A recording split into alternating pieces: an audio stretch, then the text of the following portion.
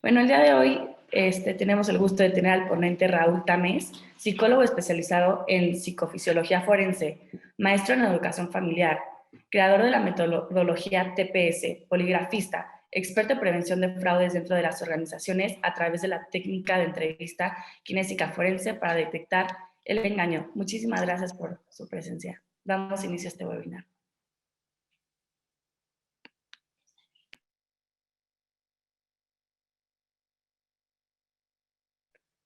Creo que tiene su micrófono apagado, Raúl. Sí, perdón, gracias, sean bienvenidos, gracias por su interés. Solo tenemos una hora y vamos a hacer como una breve introducción al tema que es de mucho interés y normalmente podemos hacer un curso desde 8 horas hasta 3 días porque hay mucha información y bueno, para cuestiones de hacer una entrevista, pues habría la necesidad de practicarlo, ¿verdad?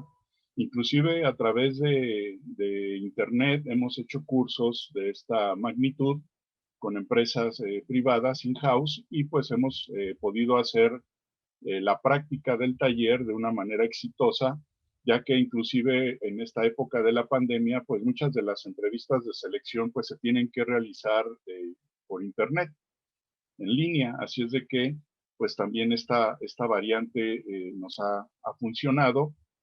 Inclusive hay alguna empresa que es un call center donde dice, bueno, nosotros ni siquiera podemos ver al entrevistado en un proceso de selección y solamente por teléfono. Aún así, esta metodología funciona. Ya verán por qué, les vamos a explicar el marco teórico que utilizamos. En realidad es una metodología más amplia, más allá de una simple entrevista.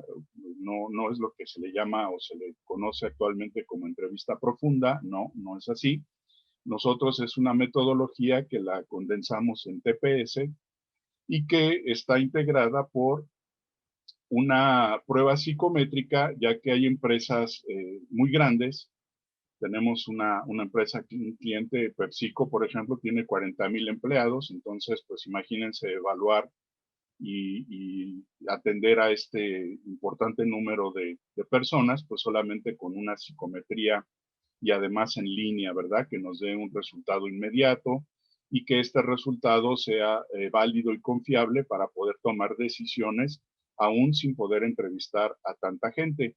Sin embargo, nosotros sugerimos que en aquellos puestos que sean específicos o que si el tiempo se los permite, pues puedan hacer una entrevista de tipo kinésico forense, que es lo que hoy les vamos a presentar junto con aspectos de esta psicometría. Bueno, dado lo corto del tiempo, les voy a pedir que al final pues hagamos algunas preguntas que puedan ser de su interés y vamos a comenzar. Les voy a compartir la pantalla para iniciar con la presentación.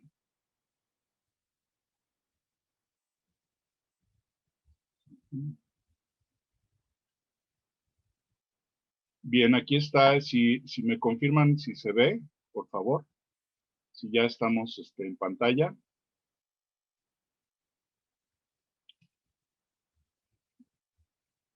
Bien, bueno, me imagino que sí se ve, si no ya alguien hubiera dicho algo. Bien, tenemos aquí lo que es la metodología TPS y cómo realizar entrevistas de confiabilidad y detección de fraudes. Más allá de detectar solamente los fraudes, pues esta metodología nos sirve para poder detectar no solo los fraudes, que sería aquello que más le afecta a los recursos de una empresa, sino pues también a otros temas que, siendo tal vez de menor costo económico, no son de menor importancia para los colaboradores de cualquier empresa, como son los casos de acoso sexual o desde luego el robo de información, que ahora el hackeo pues es lo de vanguardia.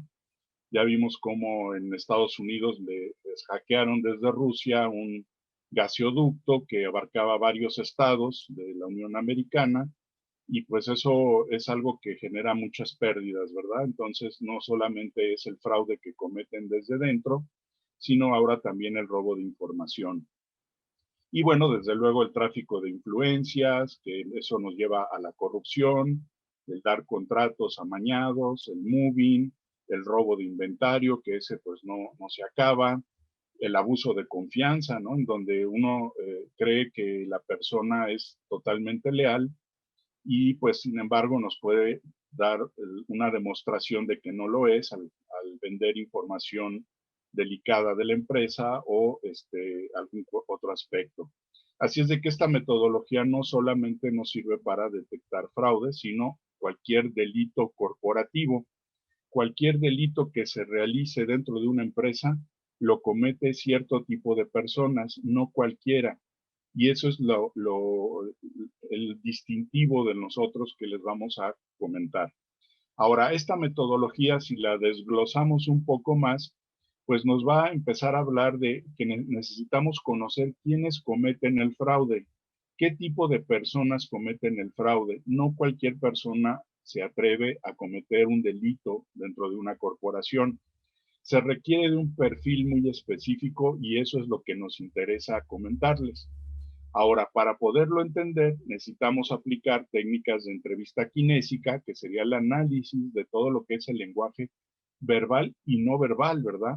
Esto pues no lo inventamos, esto desde los años 80 se utiliza, es la programación neurolingüística, pero que ha tenido mucha cabida y mucha importancia en todo lo que son procesos de psicología forense o psicología criminal, y que ahora nosotros estamos llevando a la industria, a las empresas, para hacerlo digerible para el personal de recursos humanos que realiza selección de personal y que sin necesidad de ser un psicólogo y mucho menos un psicólogo forense, la puede llevar a cabo con una buena capacitación.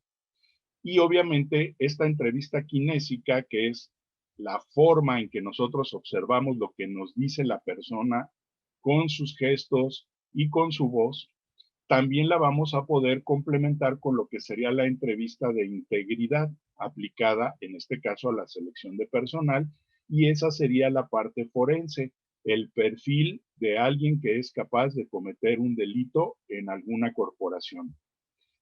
Tenemos otro recurso que es la entrevista por escrito, que se le llama el scan, que es un método también para detectar la veracidad de una persona cuando lo hace por escrito.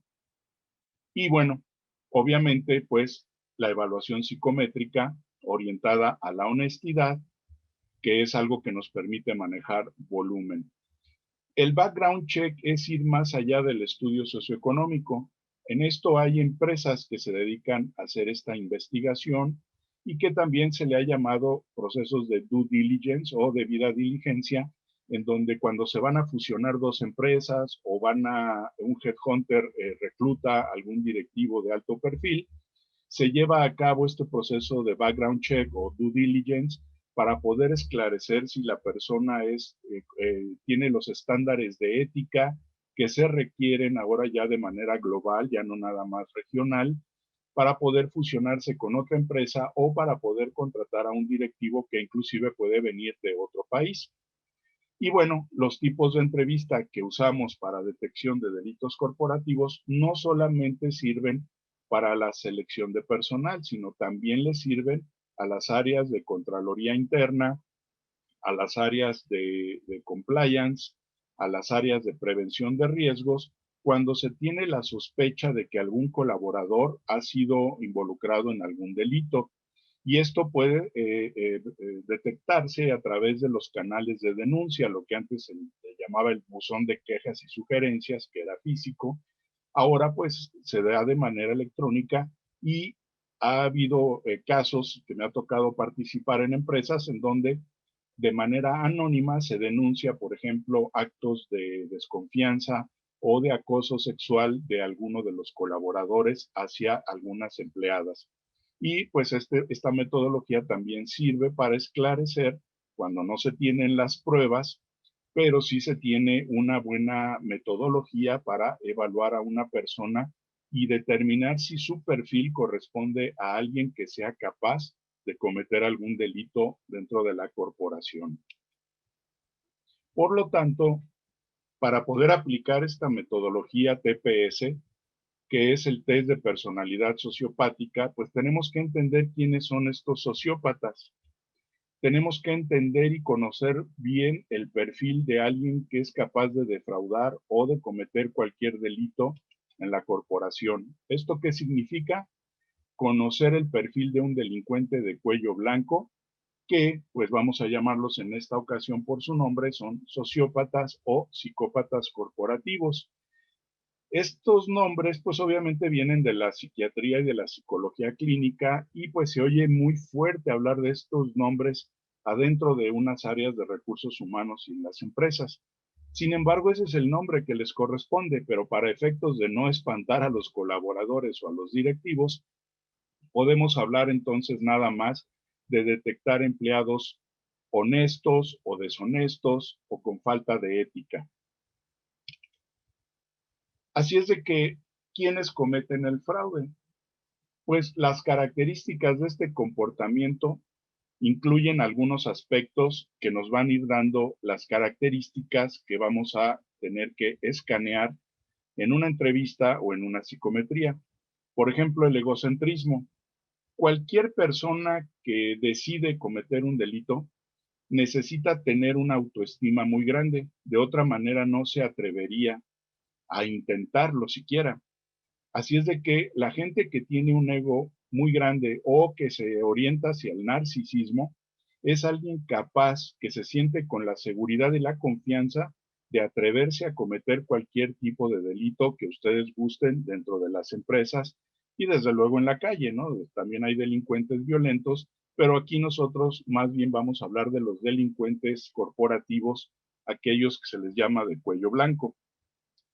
No todos los narcisistas son sociópatas, es decir, no todos los narcisistas que se sienten hechos a mano son capaces de cometer delitos. Lo que sí pueden hacer es maltratar a las personas, crear un ambiente laboral tenso, desagradable, ya que es gente que menosprecia a los demás, porque pues como ellos son lo máximo, la gente que no está a su altura, pues a su nivel, obviamente sufren discriminación. En México ya se cuenta con la norma 35, que es una metodología para poder detectar aquellas personalidades que generan este conflicto, este clima laboral desagradable dentro de las empresas y poder hacer algo al respecto, ya que generan estrés, ansiedad, tensión en los empleados y colaboradores que están con ellos. Pero ese es otro tema. Sin embargo, todos los que cometen algún delito corporativo sí tienen un componente egocéntrico, por lo que les digo, si no, no se atreverían. El encanto superficial, este no es el más complicado o grave de los síntomas o signos que tiene este perfil, de los indicadores, pero sí es el que vamos a encontrar primero en cualquier entrevista de selección de personal, ya que esta gente llega con la intención de mostrarse carismáticos, de mostrarse muy colaboradores, muy interesados. Son unos magos de la actuación, como lo vemos aquí en la imagen. Es gente capaz de ponerse una máscara para actuar lo que queremos oír dentro de lo que es una entrevista de selección de personal. Así es de que este sería lo primero que necesitamos nosotros distinguir si la persona que está llegando es realmente carismática y encantadora, porque así es su naturaleza, o está fingiendo y lo está haciendo precisamente para manipularnos y dar una buena imagen y que lo contratemos. Obviamente, pues esto nos lleva al siguiente punto, es decir, todo este encanto superficial y todo su egocentrismo lo van a usar para manipular a quien requieran. Al inicio en la empresa, pues obviamente es a quien hace la entrevista, pero después pues lo va a hacer con sus jefes y con los otros colaboradores para obtener lo que ellos requieren. Y esto nos lleva pues a uno de los más graves y de los más distintivos rasgos de este perfil, que es la falta de empatía. Si nosotros hiciéramos el símil con el COVID, que ahora nos tiene encerrados y nos tiene en jaque en el mundo, el COVID pues tiene una serie de signos y síntomas que hay que detectar para saber si es el COVID o es otro tipo de influenza o otro tipo de gripa. Y dentro de estos signos y síntomas del COVID hay algunos que son graves y otros leves, otros moderados. Igual sucede con este trastorno de personalidad, por eso la orientación es clínica para entenderlo. Y aquí nos estamos presentando la serie de signos y síntomas que presentaría alguien que es capaz de cometer un delito, como son el egocentrismo, el encanto superficial y la manipulación, que serían como signos leves de este trastorno. Sin embargo, la falta de empatía es el más grave de los signos o síntomas que podría tener este perfil de personalidad, ya que alguien que no tiene empatía, pues obviamente tiene ausencia de culpa, no siente nada cuando comete algún delito, despoja del patrimonio a una persona, etcétera. Tampoco siente remordimiento, ya que no le interesa caerle bien a la gente, ¿verdad? Ni ser empático con ellos. Y bueno, finalmente, de manera general, en este primer aproximación, pues es gente que es propensa a violar las normas legales y sociales. Por eso hay gente que se porta, hay muchos tipos de sociópatas o de gente que comete delitos. Hay gente que hay tres ámbitos de la vida humana, que sería el ámbito familiar, el ámbito social y el ámbito laboral. En el ámbito familiar, pues la gente que ahora con el COVID al inicio empezó a generar mucho maltrato dentro de su familia, ahí empezó a florecer su sociopatía, ¿verdad? Y a lo mejor ellos se portan bien en la calle, en el ámbito social, y a lo mejor bien en el ámbito laboral, pero en su casa no. Hay otros que en su casa se portan bien, pero en el ámbito laboral, ahí es donde se cometen sus delitos. Y en la calle se portan bien. Y otro tipo de gente que se porta bien en el trabajo, bien en su casa, pero en la calle son unos patanes, son gente abusiva, gente conflictiva y agresiva. Así es de que tenemos muchos tipos de estas variantes de personalidad, pero estos serían como sus rasgos distintivos. Hay dos momentos en la vida de una empresa en donde podemos prevenir que aparezcan este tipo de delincuentes corporativos. Y uno de ellos precisamente es el que nos ocupa hoy, es el ingreso a la empresa durante el proceso de selección. Así es de que aquí es donde nosotros les sugerimos usar una buena psicometría orientada a la honestidad o deshonestidad, pero que esté basada en un marco teórico de analizar este tipo de perfil. Ya veremos un poco más adelante a qué me refiero, ya que hay algunas otras pruebas psicométricas que pretenden abordar el tema, pero de una manera diferente y no han tenido éxito en lograrlo. Pero bueno, el otro momento es una vez que ya son contratados y si se filtraron en el proceso de selección, y ya son empleados, pues el único otro momento que queda para detectarlos son los controles internos. Y aquí pues son todas las auditorías, son los procesos bien hechos que están auditados, supervisados, en donde se puede detectar que hay una desviación de la conducta de la persona, o aquí es donde entran los canales de denuncia o los buzones de quejas y sugerencias, que aunque sea de manera anónima, nos están indicando que alguien se está portando mal. Estos son los únicos dos momentos de la vida de la empresa en donde tenemos la oportunidad de hacer algo. De otra forma, van a pasar desapercibidos. Por eso es que nosotros insistimos en que hay que reconocer el comportamiento de un defraudador a través de esta metodología que tiene dos momentos.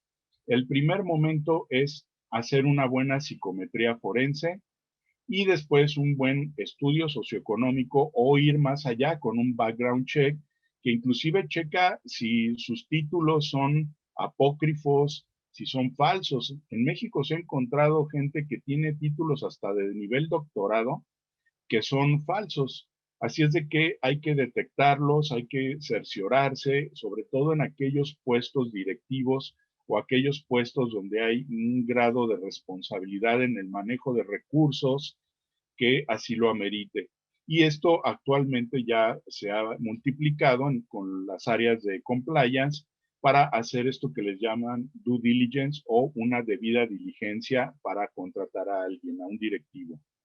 El segundo momento, porque el primero nos permite manejar volumen con la psicometría, el segundo momento ya es más personal y es donde cabe la entrevista kinésico-forense aplicada ya sea a la selección de personal o a la aclaración de riesgos cuando ya es empleado la persona que es sospechosa de algún ilícito.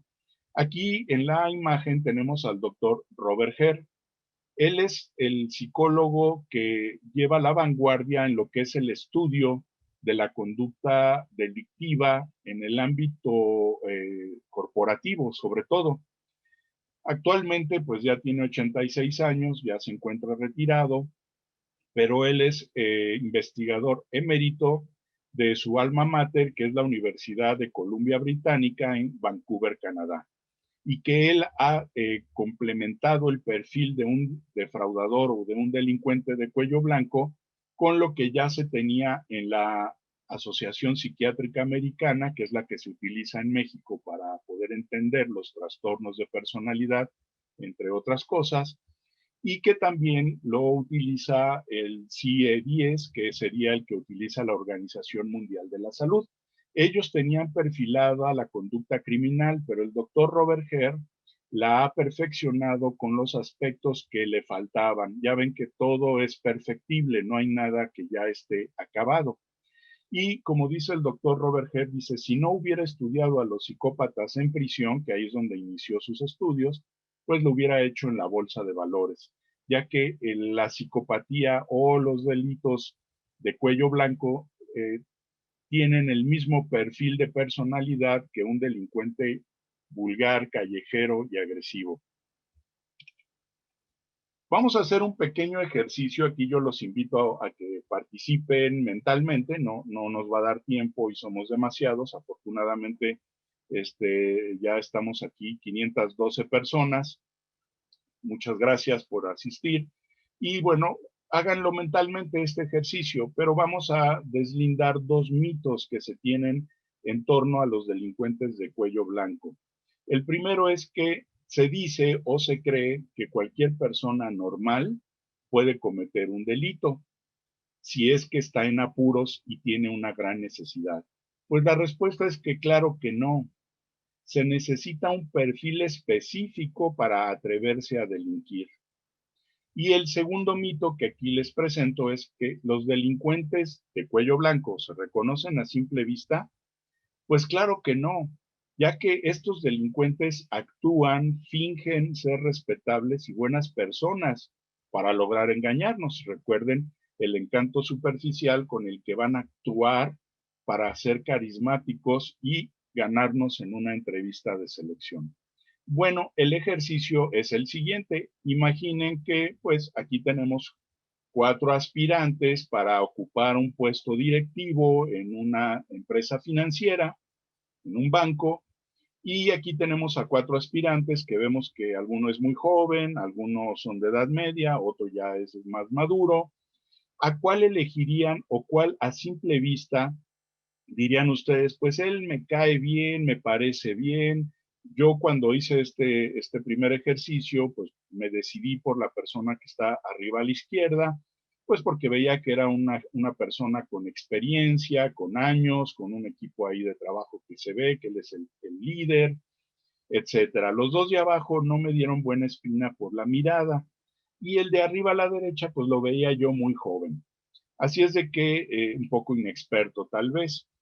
Ustedes así a simple vista y a ojo de buen cubero, como se dice en México, ¿cuál les parecería adecuado para ocupar un puesto directivo o gerencial en una financiera donde ustedes fueran los responsables de la selección de personal?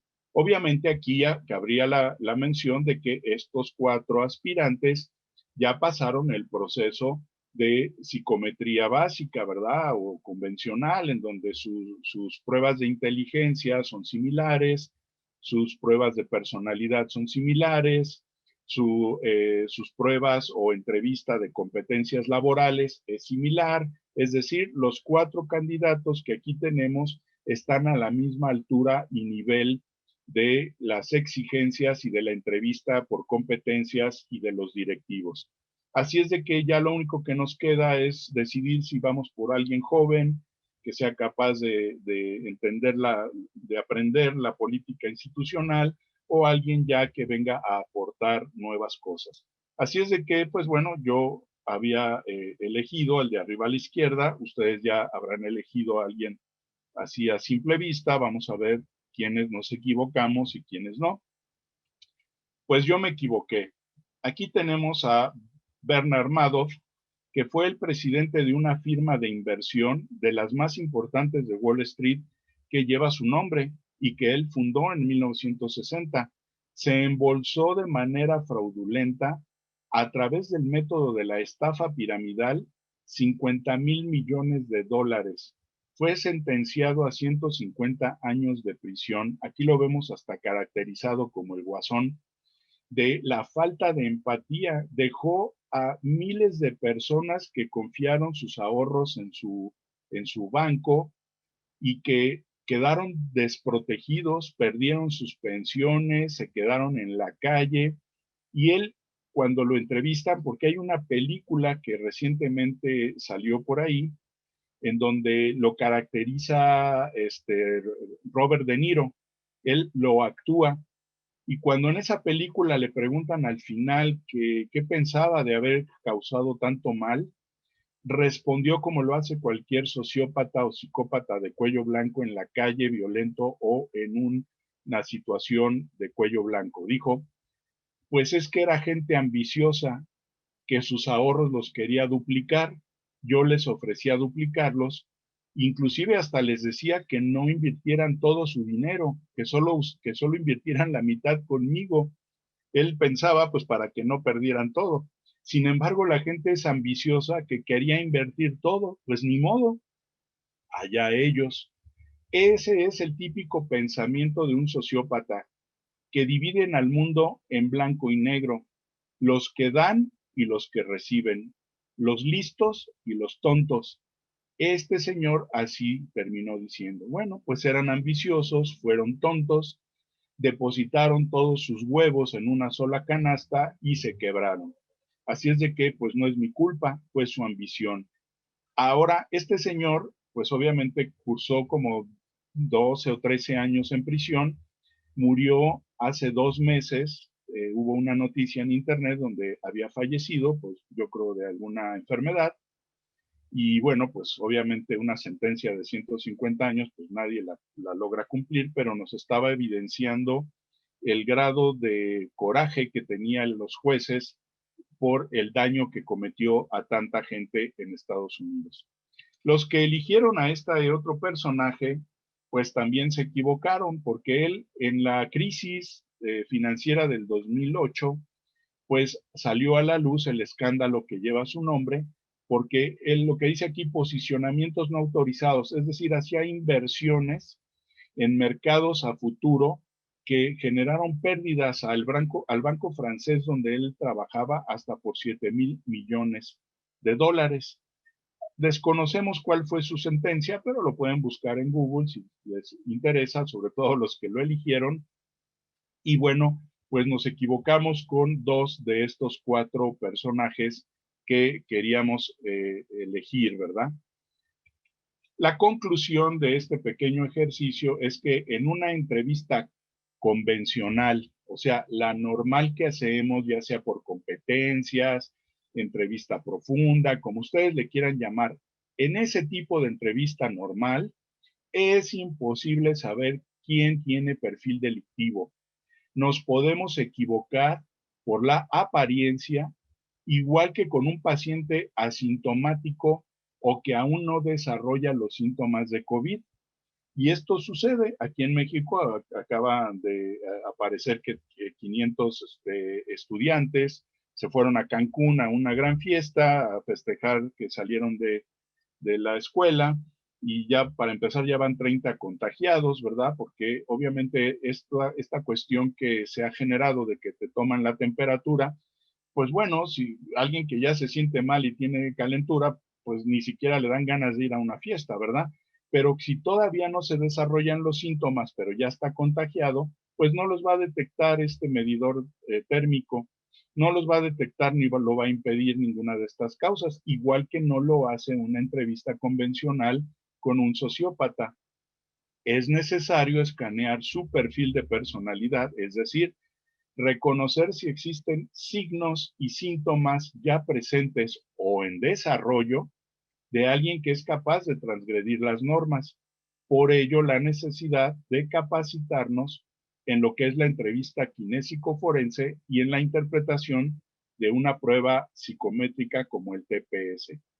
¿Por qué otras pruebas no? Pues otras pruebas cometen este tipo de error metodológico de lo que es la psicometría convencional.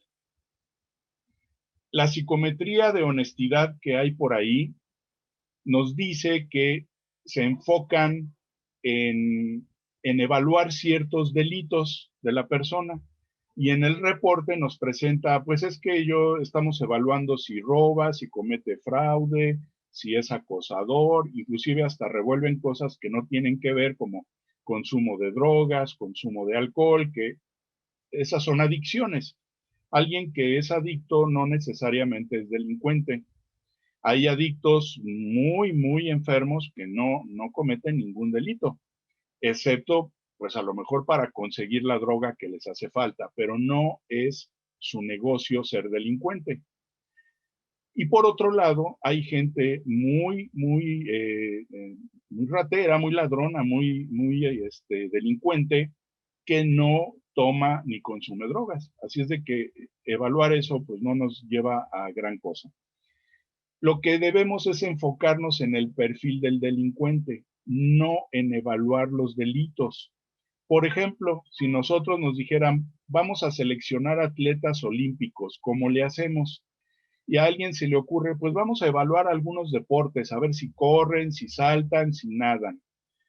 Dejaríamos descartados estos dos deportes que están aquí, porque a lo mejor hicimos que corrieran rápido o corrieran de profundidad, pero nunca se nos ocurrió ponerles vallas y entonces pudimos dejar fuera a un buen corredor de vallas, que no era el más veloz sin las vallas y que tampoco corría un maratón.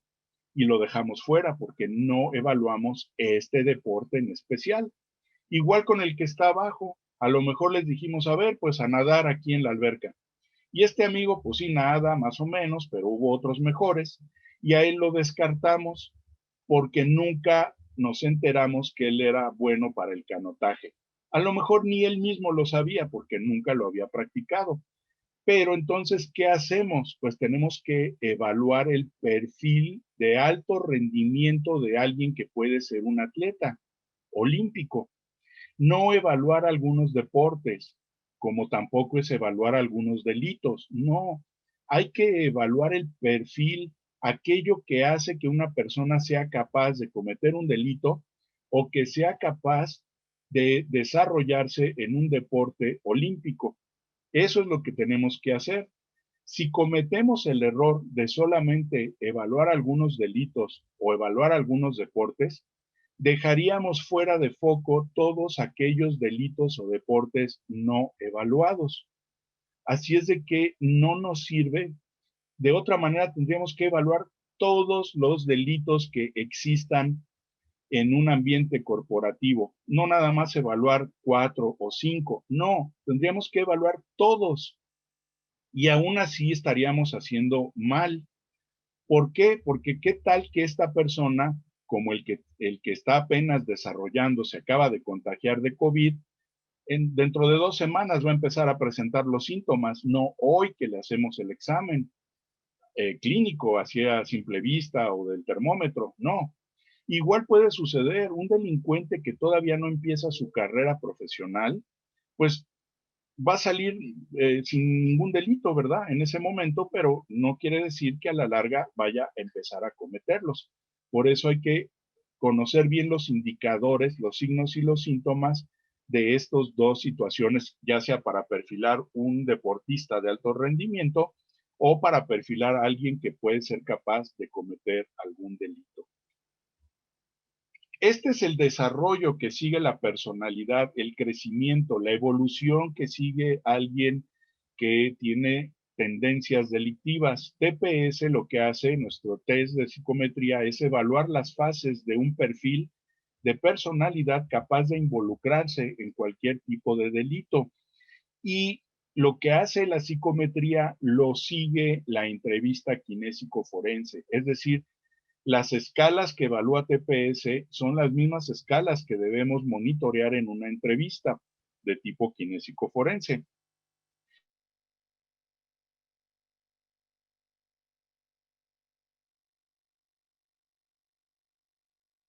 Abajo, que está iniciando y que puede ser, creo que se me desconectó un poco la, este, la señal, pero bueno, espero estos segundos ya haya recuperado. Alguien que inicia una carrera delictiva, sea de cuello,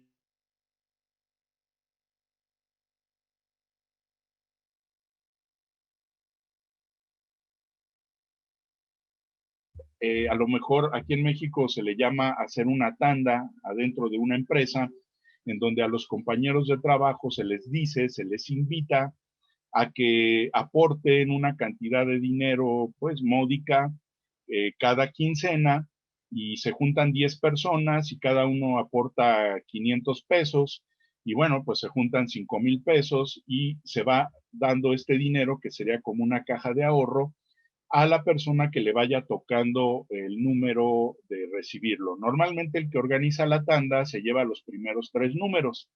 ¿Qué quiere decir? Que en las primeras 3 quincenas él se lleva 5,000 pesos en cada quincena y después rifa los demás números para ver a los que colaboran con su ahorro cuando le toca. Obviamente al que le toca el número 10, pues bueno, su consuelo sería que al final va a recibir sus 5,000 pesos, que tal vez de otra manera no los hubiera ahorrado, pero si los necesitaba de inmediato, pues no, van a pasar 3 meses antes de que los reciba. Ahora, ¿a qué voy con esto de las tandas? Pues de que hay gente que ya tiene conductas antisociales que sabiendo que ya va a renunciar a la empresa, organiza una tanda, cobra los primeros 3 números y después desaparece de la empresa. Cuando los demás preguntan hoy, ¿qué pasó con el que organizó la tanda? Se enteran que ya renunció, que ya se fue y entonces los defraudó.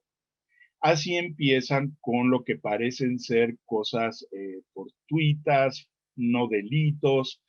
Hay gente que pide prestado, si tiene 15 colaboradores en su oficina, sin que se enteren los demás, pues les va pidiendo 500 pesos, les presenta su encanto superficial y les genera lástima de que tiene una deuda. Y cuando de repente se fue, renunció de la empresa, pues todos los demás se enteran que todos le prestaron 500 pesos y a ninguno le pagó, ¿verdad? Y obviamente no le iba a pagar a ninguno. Y esto uno diría, bueno, pues 500 pesos, pues seguro que tenía problemas. Empieza uno a justificar porque uno sí tiene empatía, uno sí tiene esta necesidad de apoyar a las demás personas, pero los sociópatas no. Ellos sabían muy bien y si los cachan dicen, ay, fue un error, discúlpenme, me equivoqué y tratan de que no pase nada. Si no son detectados o detenidos, pues obviamente evoluciona su trastorno y se convierten en unos sociópatas. ¿Y esto qué quiere decir? Pues que ya su egocentrismo ganó confianza y se sienten capaces de cometer ahora fraudes más complicados, más complejos, y así evolucionar hasta lo que es un psicópata corporativo.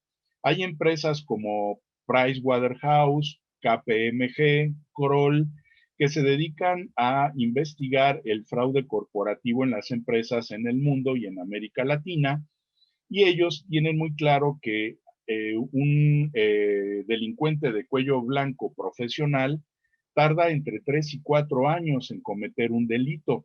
No llega y se roba la papelería y los lápices que tiene a la mano, no, ni hace una tanda, no. Llega y estudia las fallas de los controles internos, donde estudia a los colaboradores, a su jefe, se presenta con su encanto superficial, como muy amable, muy colaborador, y ya cuando tiene la confianza de todos es cuando comete el fraude y entonces sí escapa. Así es de que este es el proceso de cómo evoluciona este tipo de trastorno que va de menos a más. Nunca se corrige, nunca se compone. Nosotros aquí les presentamos en esta pantalla lo que nos da el gráfico de TPS cuando evalúa a una persona. En este caso, pues obtuvimos un no recomendable, como lo vemos de manera gráfica en el semáforo de arriba a la derecha. Después nos presenta un pequeño resumen de que nos dice que estadísticamente esta persona contestó peor que la muestra con la que fue hecho la prueba, que es como normalmente se hace la psicometría, como el Minnesota, el Terman, etcétera. Siempre se compara el nivel de inteligencia del que respondió esa prueba con la población similar a donde él se encuentra. Y ahí es donde nos da el parámetro de comparación, si es más inteligente, menos inteligente, etcétera.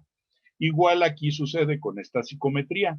Nos presenta los 14 signos y síntomas que corresponden al perfil de un defraudador, que son los que tienen aquí en la pantalla del lado izquierdo, con los porcentajes que obtuvo esta persona y que el 70 es el promedio de la población de México y de América Latina monitoreada en 6 países, y que nos dice que alguien que esté por debajo de 70 ya es alguien que puede ser problemático.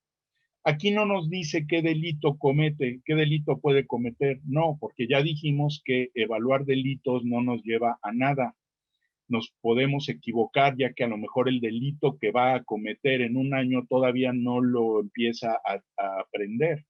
Así es de que lo que hacemos es nosotros evaluar el perfil psicológico de alguien que es capaz de cometer cualquier delito. Ya no nos importa cuál va a ser.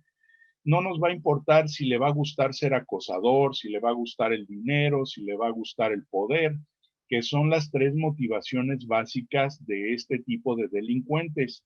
En general, de cualquier delincuente, especialmente los profesionales. Solo les interesa el dinero, el poder o el sexo. Y de eso se va a desprender la experiencia que tengan, el aprendizaje que tengan, como sucede con las competencias laborales. ¿Para qué va a ser buena la persona? Pues para aquello en lo que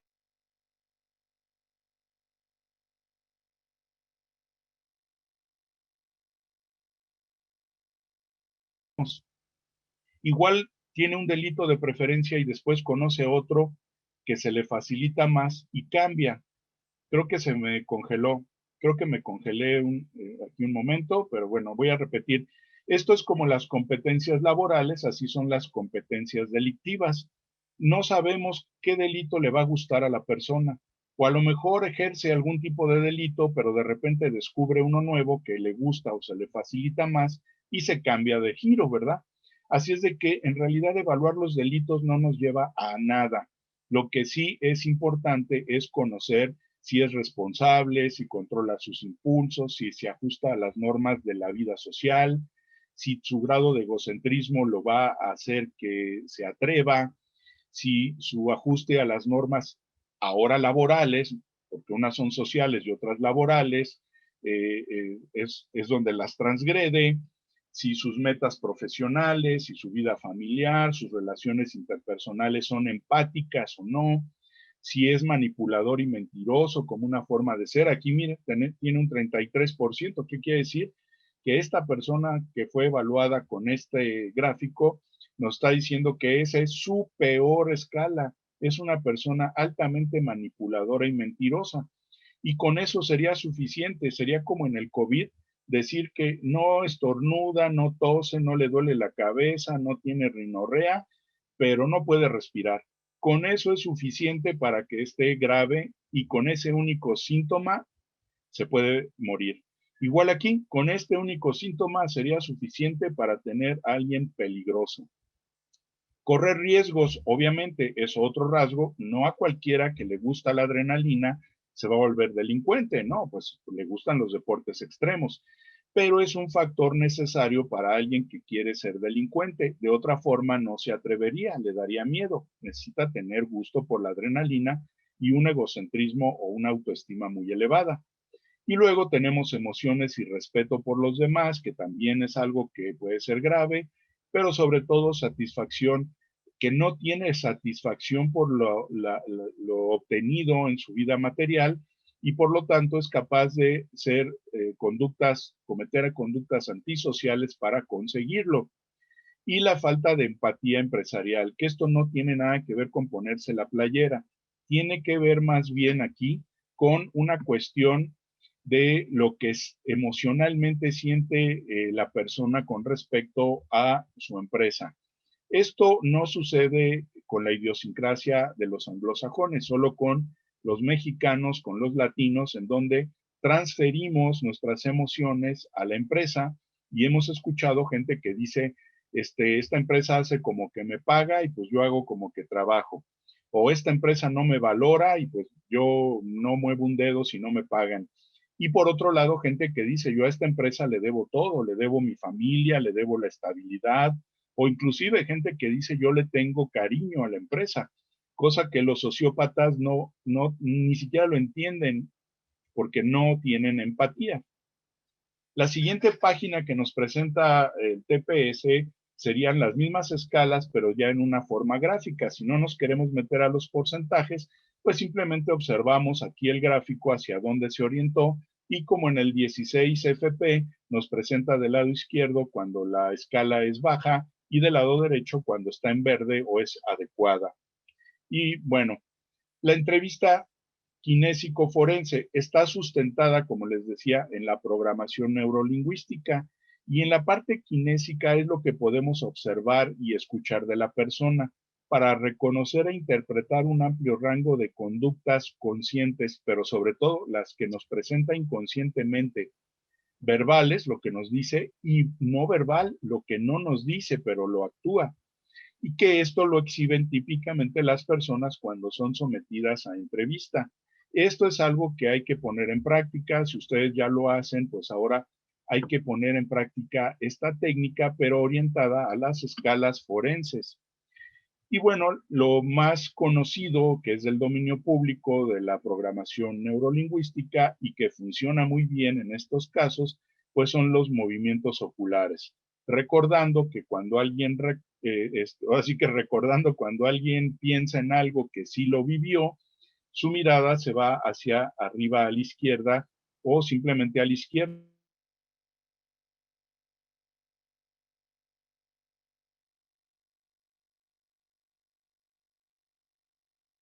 hacia ese lado que nos está indicando que está siendo muy creativo. Y las mentiras, pues son cuestiones muy creativas. Creo que me congelé un momento, voy a repetir. Si usan el lado izquierdo, el hemisferio izquierdo, pues es donde se almacena la memoria y los recuerdos, y el acceso es mover los ojos hacia ese lado. Pero si usa el cerebro derecho, el cerebro creativo, y la mentira es un acto creativo, pues entonces mueve su mirada hacia a la derecha. Esto hay que considerarlo, pero ¿qué le vamos a preguntar? Eso es lo importante para observar estos movimientos. Y ahí es donde entra lo que se le llama la psicología forense aplicada a la selección de personal. Aquí este libro que se llama Snakes in Suits, desafortunadamente no está traducido al español y que el autor es el doctor Robert Herr, que es el que les presenté hace un rato, y tiene algunas cuestiones como esta que como ejemplo sirve para saber de qué trata el libro. Dice aquí, este, déjenme que se me, ahí está. ¿Qué mecanismos pueden, le preguntan al autor, qué mecanismos pueden usar las compañías para discriminar psicópatas corporativos durante una entrevista? Esto debe ser extremadamente difícil porque los psicópatas presentan todas las cualidades correctas y actúan las demás. Y contesta el doctor Robert Herr. Sí, efectivamente, los psicópatas proyectan una gran primera impresión y tienen habilidades extremadamente efectivas durante las entrevistas. Así que hablando únicamente de entrevistas de selección, al tomar una decisión, puede llevar a realizar elecciones incorrectas. Eso es lo que nos puede estar pasando. La entrevista forense que viene de esta metodología, pues está basada en este formato que está hecho en Canadá originalmente, que está validado en Europa y en Estados Unidos. Esta adaptación de entrevista que nosotros usamos y que enseñamos en los talleres teórico-prácticos, pues tiene como principal objetivo encontrar sociopatía en el contexto laboral conocido como delitos de cuello blanco. Por lo anterior, se busca la prevención de estas conductas de riesgo en los empleados. Y estos son, obviamente, de nuevo, les presento estos signos y síntomas que debemos monitorear en la entrevista. Ya vimos los que escanea el TPS, que es la psicometría, y que ahora debemos correlacionar con lo que nosotros vamos a preguntar en una entrevista kinésico-forense. Tenemos que sondear el encanto superficial, si es verdadero o es superficial y actuado. Tenemos que evaluar si tiene una autoestima excedida, conocer si es alguien que le gusta tomar riesgos, que le gusta la adrenalina, y vamos sumando. Por eso el doctor Robert Herr le llama, es una lista de chequeo de signos y síntomas, porque, ok, ¿tiene encanto superficial? Sí, check, palomita. ¿Tiene autoestima excedida? En la entrevista lo vi, sí, check. ¿Le gusta la adrenalina? ¿Le gusta tomar riesgos? Sí, check, palomita. ¿Es un mentiroso patológico? ¿Es manipulador? ¿Tiene falta de remordimiento o culpa? ¿Tiene falta de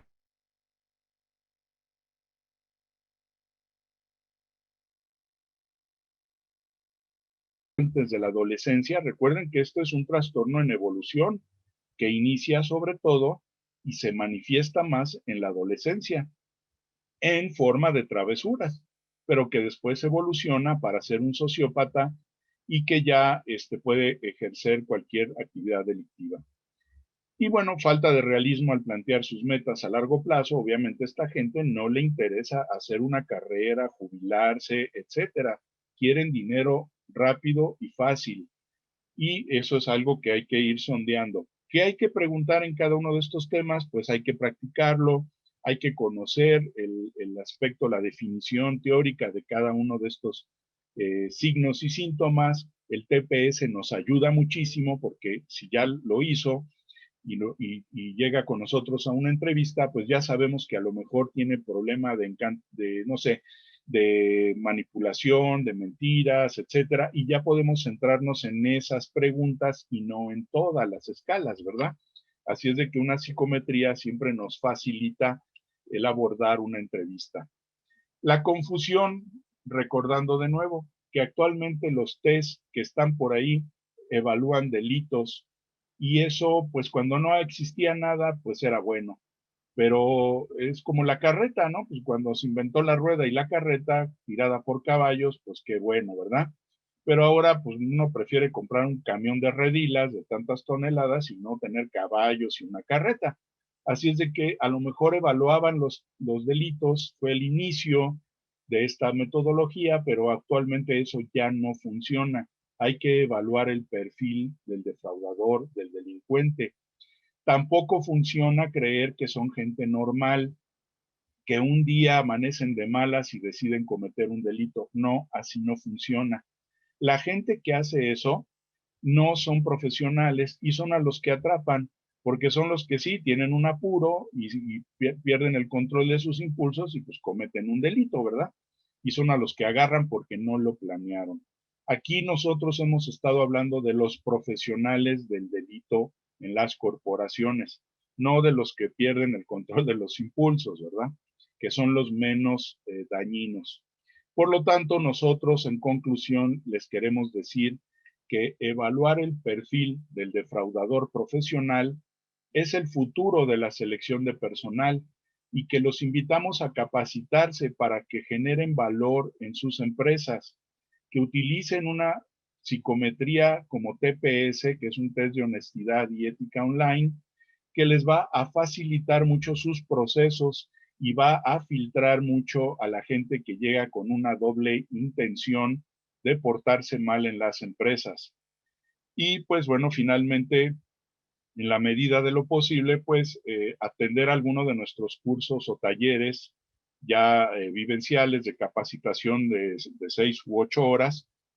De hecho, cuando se adquiere una licencia de TPS, esta es nuestra página, los invitamos a conocerla, honestidadtps.com. Ahí nos presenta y nos pueden dar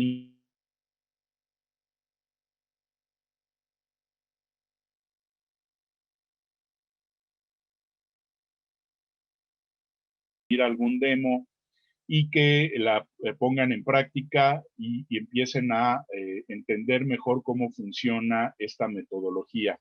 Y eventualmente, cuando regresemos al formato presencial, haremos talleres, desde luego presenciales, pero también estamos haciendo talleres virtuales. La próxima semana tenemos un taller virtual de técnica de entrevista kinésico-forense con GNP Seguros. Cada año tenemos 1 o 2 cursos con ellos. Tuvimos un curso con la Marina Armada de México, perdón, 2 cursos en lo que va de estos 2 meses anteriores para capacitar a sus psicólogos que hacen selección de personal. Así es de que en un entorno público, de empresa pública o de empresa privada, funciona a la perfección.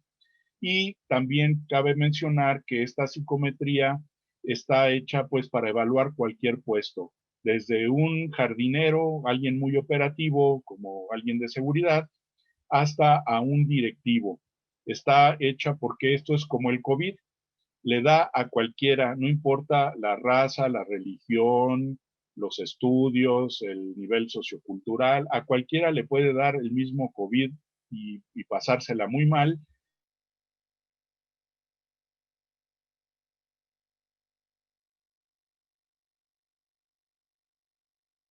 A cualquiera le puede dar. La diferencia es que el jardinero pues, se va a robar las flores y el directivo se va a llevar las finanzas de la empresa. Los invitamos a conocer nuestra página, a pedir información y pues esto es lo que les quería comentar en esta hora que aunque es limitada, pues espero haberles dado un panorama muy general de lo que hacemos con esta metodología de TPS. Pues bienvenido a las preguntas, les agradezco mucho, tenemos 529, 545 llegamos a tener, ahorita ya se empiezan a desconectar algunos, 528, pero si tienen alguna pregunta, algún comentario, pues bienvenidos y recuerden de visitar nuestra página, pedir algún demo. Lo primero que les va a aparecer son las banderas de los países donde hay representación, ustedes le dan clic a esa bandera y pues les va a presentar la dirección y el contacto de la persona que se encuentra en ese país. Pues muchas gracias y bienvenidas sus preguntas, si hay alguna, y pues los esperamos a que participen con nosotros en algunos de los otros talleres que tenemos planeados para el resto del año. Aquí en el chat tenemos 99 comentarios, va a estar un poco difícil, pero si quieren Raúl, quedar, sí. Kenia Weirs comenta si TPS es para niveles ejecutivos. Sí, claro, desde luego, como les decía, sirve tanto para directivos como para niveles operativos. Ya tendríamos que comentarle, del TPS está dividido en 2 fases, la fase social, que esa se presta muy bien, evaluar las primeras 4 escalas para niveles operativos, pero la recomendación es que se aplique las 2 partes, el TPS social y el TPS complemento, para tener las 14 escalas completas. Y es el lenguaje es un lenguaje que presentan las frases muy coloquial, muy simple, que lo puede entender alguien que tenga solamente la primaria, desde luego alguien con doctorado, pues con mayor razón, y que no es intrusivo ni agresivo, ya que no le estamos molestando con preguntas de que si usted ha robado, usted ha cometido un delito, no, nada de eso. Estamos escaneando un estilo de vida para saber si es alguien proclive a cometer algún delito. Así es de que es para cualquier nivel. Por aquí, si me ayudan con alguna pregunta que consideren que pudiéramos María comentar. Imaita menciona, buen día, ¿en qué forma se puede complementar por medio de entrevistas por teléfono o virtual en caso de no tener la oportunidad de tener una entrevista de manera presencial? Sí, como al principio les comenté que esta metodología funciona, ya que lo que estamos evaluando es la kinésica de la persona, es decir, el tono de voz, el matiz de voz, el ritmo con el que habla, y dependiendo de la pregunta que hagamos, vamos a escuchar si es lo único que podemos hacer vía telefónica. Ahora, si además lo podemos hacer en un formato virtual, podemos ver sus gestos, ¿verdad? Por lo menos faciales. Y desde luego en una entrevista presencial, pues podemos ver todo su cuerpo, ¿verdad? Sus manos, sus pies, si los está moviendo, etcétera. Pero en un call center nos ha funcionado, ya que a veces simplemente con escuchar lo que nos dice y cómo nos lo dice la persona, podemos empezar a integrar lo que es la entrevista kinésico forense. Pero depende de, hay que armar bien las preguntas que reflejen las escalas que nos interesa, ¿verdad? Y si esto lo hacemos después de haber aplicado la psicometría de TPS, pues mucho mejor. Dice que qué opino del polígrafo. Yo soy poligrafista, realicé más de 500 polígrafos y la verdad es que es un instrumento que, además de ser muy intrusivo y generar mucho estrés en los colaboradores, la industria privada, las empresas grandes no lo aceptan porque precisamente es muy agresivo para sus directivos y además finalmente, pues la verdad es que carece de validez y confiabilidad. Si a mí me aplican el polígrafo, 3 poligrafistas distintos con las mismas preguntas, es muy probable que cada poligrafista obtenga un resultado diferente. Uno me da apto, el otro no, el otro inconcluso, etcétera. Este es un problema de confiabilidad y validez que los instrumentos de evaluación en ciencias sociales deben ¿cómo se dice?, de cubrir con la estadística. De otra forma, pues no sirve. Igual sucede con el de que evalúa el estrés de voz. Bueno, pues sí mide la diferencia de voz, pero si no sabemos qué preguntar y lo que hacen es orientado con preguntas de confrontación como el polígrafo, pues vamos a tener también mucho sesgo. Por ahí vi que hablaban de la norma 35. Hemos tenido alguna referencia en donde gente que resultó que tenía problemas de, delictivos dentro de la empresa y que apareció en el TPS y en la entrevista, casualmente también había aparecido en los cuestionarios de la norma 35 como alguien que estaba señalado. En Guatemala también tenemos este TPS para que puedan ver el reporte completo, tener la experiencia de algún demo. Por favor, chequen nuestra página Honestidad TPS. Aquí al final le voy a pedir a nuestros colaboradores que si nos pueden poner algún link, de alguien en particular.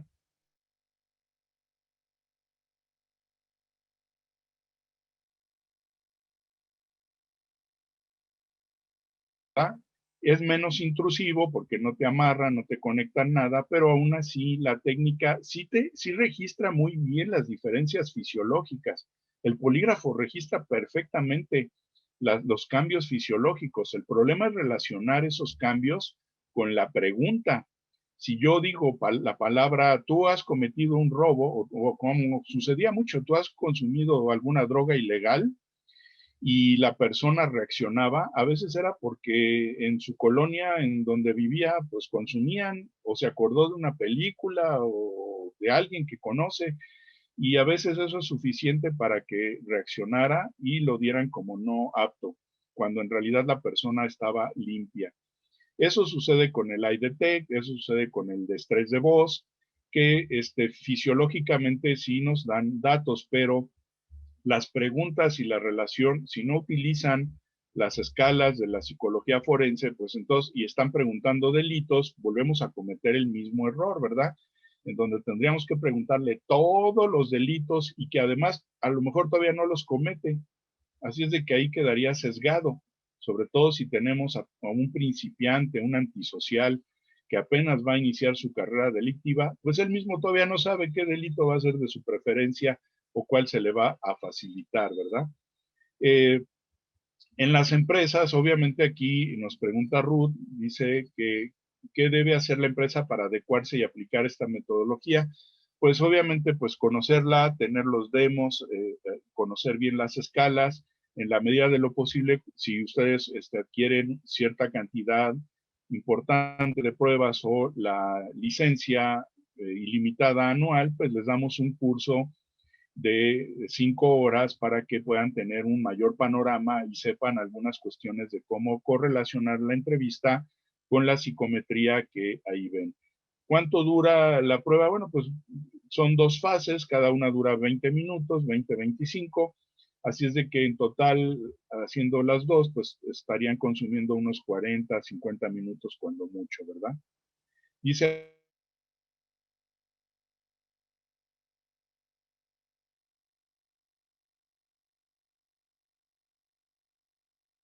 calificaciones perfectas. Nuestro proveedor nos sugirió no considerarlo, pero es irónico, ¿sabe usted acerca de ello? Es decir, ¿a qué se referían? ¿Por qué es malo sacar calificaciones perfectas? Sí, bueno, alguien que saca perfecto todo, pues suena a manipulación, ¿verdad? Y bueno, normalmente el que tiende a manipular una prueba, pues difícilmente tiene calificaciones perfectas. O sale muy mal o sale muy bien. Bien, no sé, alguna otra por aquí que pudiéramos comentar. Pues bueno, yo les agradezco su participación a los que aún están aquí con nosotros y eh, cuánto dura la prueba, ya les comenté, soy poligrafista y estoy de acuerdo contigo, el problema de la mayoría de las evaluaciones es cómo formulan las preguntas. De hecho, el mejor poligrafista que exista es aquel que no usa el polígrafo. Con la pura entrevista kinésica, que sí se utiliza y muy bien, cualquier poligrafista tiene un gran entrenamiento en entrevista kinésica, a lo mejor ahí obtiene admisiones o entiende cómo es la personalidad de esta gente y ya ni siquiera necesita llegar a conectar el polígrafo. A mí me tocó en algunos casos que con la pura entrevista era suficiente, inclusive hasta daban admisiones. Pero bueno, el polígrafo tiene este sesgo, ¿no? Que es como la caja negra de Skinner. Se aplica un estímulo y se recibe una respuesta. El estímulo es la pregunta, la respuesta son las gráficas. Pero no sabemos qué pasó en la caja negra, es decir, en su mente, en qué pensó que lo hizo reaccionar o en qué pensó que bloqueó y no lo hizo reaccionar, cuando a lo mejor sí tenía cola que le pisen. Pues muchas gracias a todos ustedes. Los invitamos a conocer nuestra metodología y estamos a la orden en esta página. Sigan nuestros siguientes cursos y ojalá que les haya sido de algún interés y sobre todo de orientación en este tema tan importante y tan delicado. Pues muchas gracias.